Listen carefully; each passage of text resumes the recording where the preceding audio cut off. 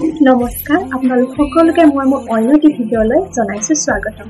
আশা কৰোঁ আপোনালোক সকলো ভালেই আছে। গৰমৰ দিনত অৰ্থাৎ বৰ্তমান সময়ত খাই ভাল লগা এবিধ ৰসাল মিঠা ফল হৈছে তৰমুজ। ই 92% পানীৰে পৰিপূৰ্ণ হৈ থাকে। তাৰোপৰি ইয়াত থাকে অতি কম পৰিমাণৰ calorie, carbohydrate, fibre, protein, fat, iron, vitamin A, vitamin C আৰু পটাছিয়াম। যিসকলে ওজন কমাব বিচাৰে তেওঁলোকৰ বাবে ই এবিধ বহুত স্বাস্থ্যকৰ ফল, কাৰণ তৰমুজ খালে পেট ভৰি যায় কিন্তু ওজন নাবাঢ়ে।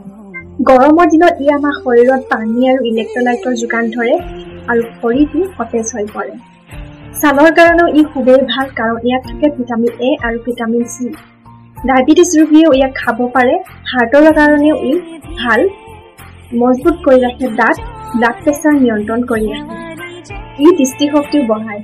যিসকলৰ গেছৰ সমস্যা, হজম শক্তিৰ সমস্যা আৰু কনষ্টিপেশ্যন বা কোষ্ঠকাঠিন্যৰ সমস্যা আছে তেওঁলোকৰ বাবে তৰমুজ খুবেই দৰকাৰী।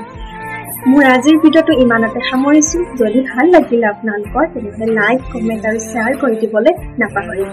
ধন্যবাদ।